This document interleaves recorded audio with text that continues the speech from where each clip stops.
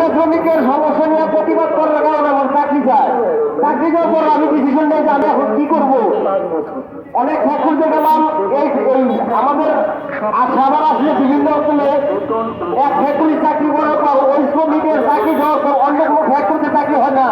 কারণ এই ফ্যাক্টরি ল্যাবমিন ওই ফ্যাক্টরি ল্যাবমিনে অনলাইনে মেসেজ দিয়ে দেয় এই শ্রমিক তোমরা নিবে না, চাকরি হয় না। চাকরি না হওয়ার ক্ষেত্রে পরবর্তী আমি ডিসিশন নিলাম কি করবো। আমি আসলাম রিক্সা চালাইতে। রিক্সা চালাইতে এসে দেখি গার্মেন্টসে যে নির্যাতন হচ্ছে তার সাথে বেশি নির্যাতন এই রিক্সা শ্রমিকদের। এদের পক্ষে কথা বলার কেউ নাই। 10 টাকার ভাড়া, দেখতে ভাড়া 10 টাকা পেলে ওরা বাইরে প্রতিবাদ করার লোক নেই, যে নিরহ। আস্তে আস্তে তিন করে একটা সংগঠন ধরা করলাম। সেই সংগঠনের নাম হচ্ছে আশুলিয়া থানা রিক্সাবান শ্রমিক ইউনিয়ন।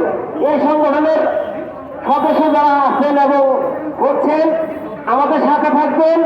আমরা চেষ্টা করব আপনাদের সাথে থেকে আপনাদের সমস্যাগুলো নগদ যে জায়গায় সমস্যা ওইখানে সমাধান করার। যদি আপনারা পাশে থাকেন তাহলে আমাদের দ্বারা হয়তো আপনাদের পাশে থেকে আপনাদের সহযোগিতা করা সম্ভব। আর যদি আপনারা আমাদের পাশে না থাকেন তাহলে ভাই আপনার সমস্যা আপনার কাছে, আমরা জানবো না, আপনাদের জন্য কিছু করতে পারবো না।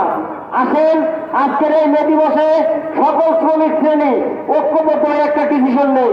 আজকের পর থেকে কোথাও একজন শ্রমিকের অধিকার হরণ করা হলে ওইখানে সকল শ্রেণীর শ্রমিক, নট রিক্সা শ্রমিক, আমি মনে করি সব শ্রমিক মিলে যদি একটা শ্রমিকের সমস্যার জন্য রাস্তায় নামি, এ দেশের মালিক পক্ষ যত বড় মন্ত্রী এমপি হোক সমস্যা নাই, শ্রমিকের কাছেও খেলেন না। কারণ আমাদের এই মালিকরা মারতেছে একটা কারণে, একটা শ্রমিকের সমস্যা, ওর পক্ষে প্রতিবাদ করার লোক নাই, ওরা যেভাবে পরে ওরে ঠান্ডা করতেছে, কিন্তু ওর সমস্যা নিয়ে যখন 10 জন 10